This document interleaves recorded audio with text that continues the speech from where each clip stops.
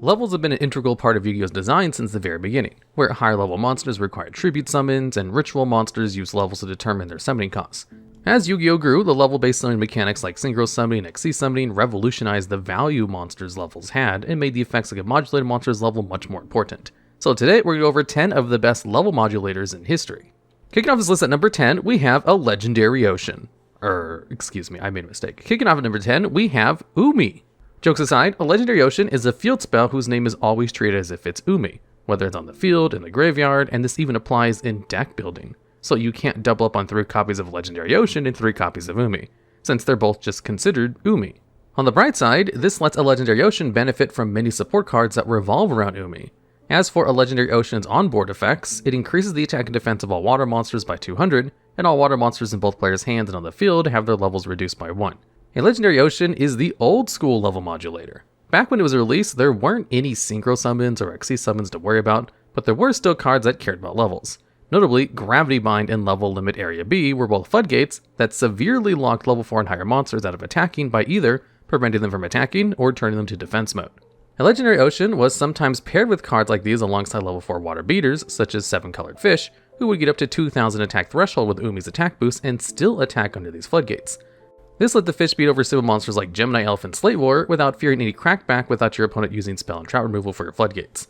More notoriously, a Legendary Ocean also enabled players to cheat the tribute summon requirements level 5 water monsters with high attack stats, like Terra King Salmon and Giga Gaga Gigo, making them significantly stronger than most normal summonable monsters and even stronger than your regular tribute summons, like Monarchs. It's not just old school beatdown strategies that Legendary Ocean works with either.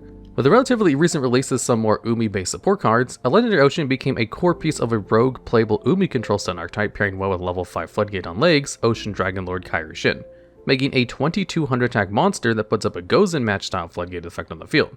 This frustrating effect can be easily defended by other Umi adjacent support like Sea Stealth Attack to further frustrate opponents. A Legendary Ocean is Yu-Gi-Oh's first example of an important level modulation and paved the path for future, powerful cards to toy with monster levels even further.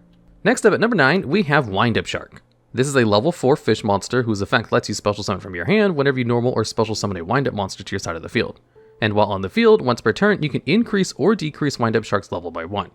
Wind-Up Shark is a critical piece of the wind-up archetype, a once meta-defining strategy with some tools and capabilities that would still be incredible to this day. People still dread the idea of Wind-Up Hunter being looped multiple times in a single turn to discard multiple cards thanks to Wind-Up Carrier Zenmaity with a similar soft once per turn special summon effect, a combination that has since gotten Zenmaity a long-term home on the ban list. Wind-Up Shark isn't the card that gets all the credit for this deck, but it was incredibly integral to it. Wind-Ups were famous for their lack of hard once per turns despite powerful effects, and Wind-Up Shark is no slouch. Its ability to special summon itself to the field and level modulate with no once per turns meant 2 sharks in the hand was always a rank 3 or a rank 4 Xyz play, or even a rare rank 5. Though the rank 5 pool was very limited, Wind-Ups were seen in play. Wind-Ups were a top deck even when they weren't being hand looped, specifically because of how robust their rank 4 strategy was alongside their other rank 4 enablers, like Wind-Up Magician. You could normal summon Wind-Up Magician, activate Shark's in hand effect to special summon itself, which would trigger Magician, allow you to get another Wind-Up from the deck. Thanks to Shark's level versatility, this play could get you a generic 2 material rank 4 like Abyss Dweller, a rank 3 like Zenmaity or MX Saber Invoker, or if you were feeling spicy, you could use this setup to get 3 level 4s on the field and even make number 16 Shockmaster. Wind-Up was one of the first decks abusing these incredibly powerful, and in Invoker and Shockmaster's case, bannable XCs monsters. Wind-Up Shark is the quintessential level modulator when it comes to enabling different rank XCs plays, and part of one of the greatest archetypes ever. And at number 8 on this list, we have FA Don Dragster. This is a level 7 light machine synchro monster with 0 attack and 2000 defense that requires a tuner and 1 or more non-tuners for its synchro materials. Dragster's attack is equal to its current level times 300, which gives it a respectable 2100 attack when first summoned, which it can benefit from as it also deals piercing damage. Each time an FA spell or trap card is activated, you get to increase Don Dragster's level by 1, thus increasing its attack. Once per turn, when your opponent activates a spell or trap, you can lower Don Dragster's level by 2 and negate the activation and destroy that card. FA Don Dragster is one of the main boss monsters of the FA archetype, and FA stands for Formulate Athlete, a homage to Formula Racing, and the FA monsters are designed around this. Their abilities as an archetype largely revolve around their spells and effects adjusting their monsters' levels, and the monster's stats changing based on their levels. This is to emulate the revving of engines and changing of gears of vehicles in motorsports, where you gain more power as you rev up and gain levels. While Dragster is one of the better monsters in FA, it mostly saw play for years as one of the few completely generic synchro monsters with an easy to use negation effect on it. A lot of decks that would have incidental access to tuners and synchros and wanted to put up negation effects would often want a generic level 7 that looked good on the end board. Dragster saw the most play, oddly enough, in pendulum decks like Pendulum Magicians, Endymion, and even Zephyra. Sometimes even combinations of any of the three, as the strategies could play well together. Mostly because being a generic level 7 was great for any deck that might pendulum summon out a bunch of level 4 monsters alongside an extra Ash Blossom, for a nice easy level 7, and Dragster fit the bill perfectly. It was also included in a variety of decks that were playing Destrudo the Lost Dragon's Frisson, a monster whose effect could always guarantee a level 7 synchro summon. While Dragster's level modulation ability is more of an eccentric gimmick of a largely underwhelming archetype, it's still one of the best monsters ever which can readily adjust its own level. And at number 7, we have Uni-Zombie. This is a level 3 Dark Zombie tuner monster whose first effect is to target one face-up monster in the field, discard one card, and if you do, increase that target's level by 1. You can also target a face-up monster in the field and increase its level by 1, while also sending a zombie monster from your deck to the graveyard, though you can't attack with anything but zombie monsters for the rest of the turn. Uni-Zombie is a very unusual monster. It's similar to Wind-Up Shark in that it increases and decreases levels by 1. Accounting for just itself, that gives it a level range from 2 to 4. But Uni-Zombie is much more versatile as it can change the levels of other monsters on top of being a tuner. Level adjustments for tuners is incredibly useful, as it can let you set up your levels for synchro summoning powerful boss monsters like Baron de Fleur with little effort. The fact that one of these effects also comes with a free Foolish Barrel for zombie monsters attached to it is pretty dang powerful, as there's plenty of powerful zombie monsters with game impacting graveyard effects. In competitive play, Uni-Zombie found a home in 60-card zombie Lightsworn decks that like to abuse millers and the Lightsworns, and at the time legal, that grass looks greener. Uni-Zombie was often used as a way to get copies of cards like Mizuki, Gozuki, or Shiranui monsters, like Shiranui Solitaire and Shiranui Spirit Master, and uses level adjustment to make itself level 4, giving the deck easy access to rank 4 staples like Zodiacs or Daigusto Emerald. On top of powerful synchro boss monsters by synchroing off with another level 4 to make a Cypher-Lord Omega, since his deck popularity predates some of the other more powerful generic synchro bosses. And most rank 4s didn't have great tuner options to play with both summoning mechanics, but Uni-Zombie in these specific decks made it an excellent deck at both. Even in dedicated zombie decks, it'd be used as an easy way to get Doom King Baylor dropped to the grave if you already had a zombie world active. Or you can get your zombie world by dumping a Necro World Banshee, which could banish itself from the graveyard to activate zombie world directly from your deck. Uni-Zombie is an unbelievably versatile monster, with a few stints of competitive viability and a home in basically any zombie deck from its release and into the future. It's one of the few level modulators in history that opened up decks to both synchro and XC summoning, due to its nature as a tuner on top of everything else. And emerging at the number 6 on this list, we have Swordsoul Emergence. This is a spell card that states you can add one Swordsoul monster from your deck to your hand, or if you control a synchro monster, you can add any worm monster from your deck to your hand instead. If it's banished, you can target a Swordsoul or worm monster you control and increase or decrease its level by 1 until the end of the turn. Now, Swordsoul Emergence is a fairly straightforward card for its main purpose. It's one of the many dozens of different archetypal cards that serve the purpose of giving its archetype a reinforcements of the army style-like effect to increase its consistency. In addition to the 3 copies of Incredible Ecclesia the Virtuous, Swordsoul had functionally 9 copies of its main starters like Swordsoul of Moye and Swordsoul of Taya, or in the case of Swordsoul Strategist Longyon, 6 copies, since you weren't likely to summon him off of Ecclesia. But Emergence comes with a rather interesting secondary effect. When it's banished, you get to do 1 level's worth of modulation. This was actually rather important in Swordsoul. While Moye and Taya easily allowed Swordsoul to make level 8 synchros, and Longyon allowed easy level 10s, one of the absolute best worm synchros of all time is Yazi, Evil of the Yang Zinc. Yazi had the capability to destroy itself and an opponent's card at the same time, and then special summon a worm monster from the deck, like perhaps Swordsoul at Moye, after it gets destroyed by this effect. This is a truly busted trade in the Swordsoul player's favor, but access to Yazi with just the regular Swordsoul monsters wasn't easy to pull off. Enter Swordsoul Emergence. All you had to do to get access to Yazi was use a Swordsoul Emergence to search Swordsoul of Taya, summon Taya and use its effective Banish Emergence, and then modulate the level of Taya or the token it creates, and now you've got a level 7 Synchro label and an easy Yazi play, who can extend you right into Moye. You could even use Emergence in combination with Swordsoul Grandmaster Chizao, who had to banish a worm or Swordsoul card from your deck or graveyard to use its monster negation effect. It wasn't crazy to see this effect used to boost or lower Chizao's level, allowing it to pair with Tenyi Spirit Adhara to get access to a new level 8 or a level 10, depending on if you raised or lowered the levels, letting you turn a spent Chizao into a board breaker or extender like Baxia, Birthless of the Yangzing, or a bigger Swordsoul monster like Swordsoul Supreme Sovereign Chengying. A fairly easy setup considering Tenyi Spirit Nashuda could special summon Adhara from the deck with its graveyard effect. There's even more unusual plays you could stitch together, all off the back of Swordsoul Emergence and its unusual, but powerful, secondary level modulation effect. An incredibly powerful card and one of the best decks in Yu-Gi-Oh's history. And speaking of which, next up at number 5 on this list, we have Virtual World Gate ChuChe.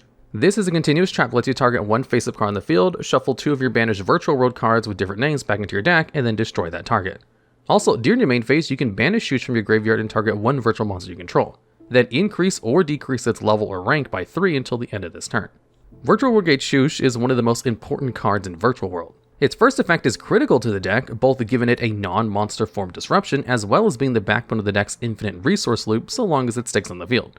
The destruction effect was even used as a way to protect the resolution of a degenerate effect like True King of All Calamities, who could dodge card effects like Forbidden Droplets or Infinite Impermanence after activating its effect thanks to ChuChe destroying it. And while that's incredibly powerful and an important reason why it's up on this list, it's also instrumental to Virtual World for its secondary effect. Not only does it modulate the levels of your Virtual World monsters with its graveyard effect, it's one of the few cards in history that isn't an Xyz monster that can modulate ranks. Though the level modulation was the more important part. Virtual World revolves around its main deck monsters, all of which are either level 3 or level 6, combining together to make various synchros and Xyz. And while the deck can flood the board with tons of materials to set up big Xyz plays, like the aforementioned True King of All Calamities, it usually had to set up some synchro plays to access a few level 9 synchros beforehand, like its main boss monster, Virtual World QB Shen. A problem Virtual World can run into is having multiple level 6s or level 3s on the field, but not both, and being unable to set up its level 9 synchro plays because 6+6 or 3+3 definitely does not equal 9. That's where ChuChe comes in. So long as you have a ChuChe in your graveyard, you could adjust up or down, allowing you to set up your synchro plays, which was not hard to do with the many Virtual World monsters having effects to send Virtual World cards from your deck to the graveyard, like with the deck's best extenders in Virtual World Mahime Lulu. The synchro plays weren't the only thing though, as sometimes you wanted access to a powerful rank 3 Xyz monster like number 75 Bamboozling Gossip Shadow, or powerful rank 6 monsters like Beatrice Lady of the Eternal, and if you only had 6 and 3 to work with, that was no problem. ChuChe would have you covered. ChuChe is fairly similar to Swordsoul Emergence in that it has a very important primary function for a powerful deck, while also having a secondary function to help give the deck versatility in how it sets up its extra deck plays. ChuChe's main effect is a little more powerful than its secondary effect, and it's a lot more integral to the Virtual World plays, so it just edges out Emergence to take the number 5 spot on this list. Following that at number 4, we have Shooting Riser Dragon. This is a level 7 Light Dragon Synchro Tuner monster with 2100 attack that needs 1 tuner and 1 or more non-tuners to Synchro Summon. When Synchro Summon, it lets you send 1 monster from your deck to the graveyard whose level is lower than Shooting Riser's, and then reduces Shooting Riser's level by that sent monster's level. But for the rest of the turn, you cannot activate the effects of monsters with the same name as the monster you sent. Also, once per chain during your opponent's main phase, Shooting Riser Dragon can Synchro Summon so long as you use it as one of its materials. Now, Shooting Riser Dragon is a very powerful monster. An extra deck monster that has a Foolish Burial style effect attached to it is the kind of thing that's gotten cards banned before. Just look at Level Chain and Curious Lightsworn Dominion. A completely generic level 7 Synchro is just as easy or even easier to summon than those two.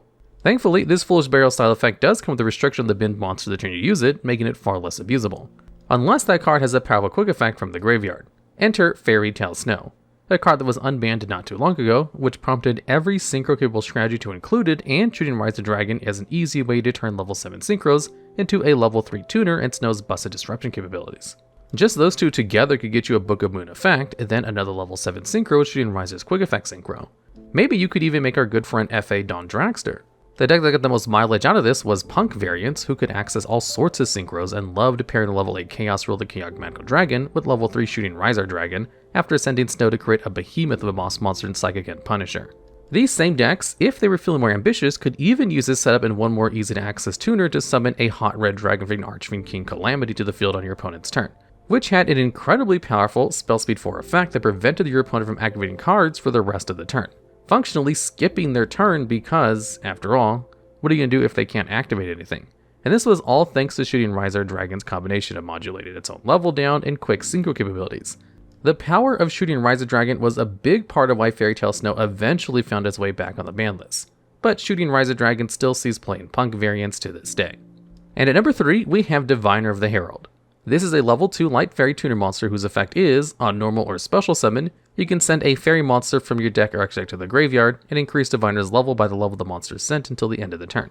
Also, if Diviner is tributed, you can special summon 1 level 2 or lower fairy monster from your hand or deck, except for other copies of Diviner. Diviner of the Herald is quite similar to the previously mentioned Uni-Zombie.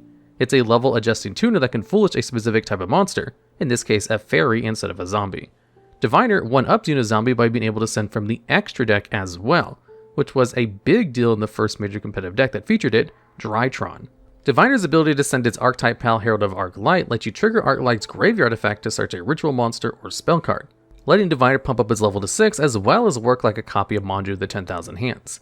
This wasn't some unusual interaction, it's actually an intended design, as the card was meant to be a powerful legacy support for the Herald archetype. Diviner's level boosting capabilities is meant to help it also be used as ritual fodder for a big ritual monster with high levels like Herald of Ultimateness, letting you tribute Diviner for half the cost and then get a free fairy special summon from your deck to boot. Drytron did end up using Herald of Ultimateness, but bypassing level requirements for ritual summon thanks to the ritual spell Meteonis Drytron, letting them save Diviner the Herald for something more important, XC summoning. Since Herald bumped his level up to 6 in these setups, Drytron would summon a copy of Cyber Angel Benten, another level 6 monster, and then use the tool overlay for Beatrice Lady of the Eternal. This would let the deck send a card like Eva from the deck to the graveyard to get a nice +2 fairies in hand to fuel the Herald of Ultimateness. A much better use of your newly level 6 Diviner instead of the one fairy special summon you can get by just tributing it. And you could do it again on your opponent's turn, since Beatrice was a quick effect, then you 4 negates worth of materials for Ultimateness. Diviner also gave Drytron access to the occasional Christian Haki Firebrax play because of its tuner designation, but where Diviner really shined as a level modulator tuner was in his Shizu decks. Ishizu tier limits specifically loved the dual purpose Diviner gave them by letting you either set up one of the 2 Ishizu shufflers aggressively in Keldo or Mudora, or if you needed your normal summon to get your plays going, you could send one of the 2 millers in Agito or Kelbeck and gamble for some starting mills. Much like with Drytron, this would pump Diviner's level up to 6 since all the Ishizu monsters are level 4 fairies. And while tier limits also used Diviner to access Beatrice with its level 6 status, it more frequently used Herald with the many easy level 4 summons the deck had, like tier limit Shireen and tier limits Rhinoheart, to synchro summon a Baron de Fleur. This would both let you insulate your turn in multiple ways with shufflers and negates, and gave tier limits access to a secondary Omni negate alongside tier limits Crime to squash the many board breakers that were abundant during tier limits tier 0 reign. It even did double duty as a great sprite elf target, since its original level of 2 made it a target, which meant Diviner wasn't just a great normal summon, but a great card to mill since you could easily trigger its effect thanks to Elf. Diviner was a significant part of both a longtime tier 1 deck as well as the arguably most powerful deck of all time that reached tier 0 status, and that was in no small part because of how useful its level modulation made it possible to access different XCs and synchro plays. And next up at number 2 on this list, we have Destrudo the Lost Dragon's Frisson. This is a level 7 Dark Dragon tuner monster that lets you pay half your life points in order to special summon it from your hand or graveyard by targeting a level 6 or lower monster you control. Then you reduce Destrudo's level by that monster's level. Once you've summoned Destrudo this way, if it leaves the field, you put it on the bottom of your deck instead. Destrudo is one of the most powerful tuner extenders in the history of the game. Its effect basically turns any monster you can get to your side of the field into an instant level 7 synchro, since its level will always add up to 7 with the monster it targeted. We mentioned previously this could be used to access a generically good level 7 synchro like FA Don Dragster, but the first really powerful abuse of Destrudo came in the hands of Spirals, a deck that had a few peculiar functions that allowed it to abuse a very specific generic level 7 synchro, Ancient Fairy Dragon. Before its errata, Ancient Fairy Dragon could destroy a field spell and then add any field spell to the hand, even one with the same name as the card destroyed. Spiral had the good fortune of having a field spell in Spiral Resort, which completely lacked a hard once per turn on its search effect. This would combine nicely, letting Spiral search a Spiral Quick Fix and then use Ancient Fairy Dragon's second effect to special summon it from hand, which would almost always immediately lead into a full combo. Even after Spiral's time in the sun came and went and Ancient Fairy Dragon got banned, dozens of different decks tossed in Destrudo because of just how generically good and splashable it was. Danger decks loved it because it gave you value when randomly discarded, was rarely a dead card, and gave them access to Don Dragster as an easy end board piece. An even more degenerate play was the deck that set up rank 7 XCs with Destrudo and Danger Nessie to summon the now banned number 42 Galaxy Tomahawk. Dinosaur and Burning Abyss decks popularized using it to access Yazi, Evil Liang Xing, who could extend them into plays by summoning a Mare, an incredibly common generic combo package that dozens of other decks played aside from Dinos and BAs. When Christian Haki Firebrax made its way to the scene, dumping a Destrudo to the graveyard was one of the favored ways to easily access Hulk, though the level modulation wasn't so important there. Still, anything that lets you get an easy Haki Firebrax was ban-worthy for a time, and Destrudo itself earned itself a temporary stay in the ban list in April 2020, in no small part because of it being an easy Haki Firebrax enabler like many other poor cards punished for Haki Firebrax's crimes. It did escape the ban list in 2022, and immediately started seeing play again despite Haki Firebrax making its way into the ban list. It was an incredibly common feature in Punk and Tier Limit decks, even sometimes a combination of the two for similar reasons to its synergy with Dangers, as those decks could frequently dump Destrudo to the graveyard and get immense value out of it. It's even seen fringe play in Swordsoul decks for how easily it accesses Yazi, something whose value we already went over earlier with the Swordsoul Emergence section. Destrudo is one of the most powerful, completely generically splashable extenders in the history of the game. Its unique level modulation capability to always ensure a level 7 synchro, and with the ease at which it can get itself into the field, makes it one of Yu-Gi-Oh's best monsters period, and by far the most played level modulator in history. And finally, devouring the number 1 spot on this list, we have Level Eater. This is a level 1 dark insect that can special summon itself from your graveyard by targeting a level 5 or higher monster you control and reducing its level by 1. Level Eater can't be tributed while phase up on the field except for a tribute summon. Now, Level Eater is like a reverse image of Destrudo, where it lowers level of monster in the field to summon itself instead of lowering its own level. Though it can only do it from the graveyard, a step down from Destrudo's ability to summon itself from the hand. That's about the only place it comes up short, because Level Eater has something that would instantly break Destrudo, a lack of a hard once per turn. Originally, Level Eater as a card was meant to enable a more versatile synchro summoning strategy by giving you a monster that could actively modulate levels and get you to lower level synchros as you saw fit, but couldn't really climb you into more powerful, high level synchros without some other kinds of monsters getting summoned. It never saw a lot of play, coming up only a couple of times in fringe playable junk decks where it fulfilled its intended design purpose.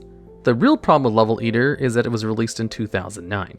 This was before we even had problem-solving card techs, so Konami wasn't really sure how their game worked at the time, much less how it worked 10 years later.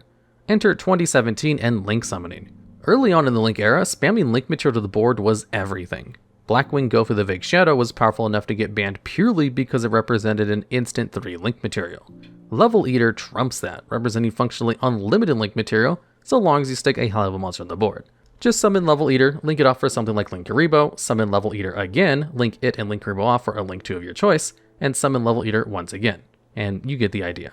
By the time we get to the Link era of Yu-Gi-Oh!, special summoning a high level monster wasn't nearly the rarity as it was in 2009. So a single level 8 monster and a Level Eater represented 5 Link material. More really when you consider how pre-rata Firewall Dragon existed back then, and would turn these free Link summons into free special summons to boot. Level Eater got to survive one tumultuous format before people pegged it as an immediate problematic card. It was banned before even the first truly good Link-centric decks took over the metagame because it was immediately apparent that it was just too effective in combination with Link summoning as a mechanic. It just couldn't be allowed to coexist in the format. It never really even got to see high amount of play, as the best Link deck of the early era, Spyro, had little use for it, since it had all the Link material generation it needed and didn't want to brick on the card. And Level Eater was banned on the same ban list that dropped Spyro from its Tier 0 status. Level Eater is one of those cards that, because of its old design, leaving it with a lack of a hard once per turn, is just beyond busted. It would need an errata to ever see the light of day again. It's probably for the best we never got to see it used to its full potential. Alright, and that's the list. Are there any other level modulators you think we may have missed, or do you have any ideas for other topics similar to this one? If so, leave those suggestions down in the comments below. And thanks for watching.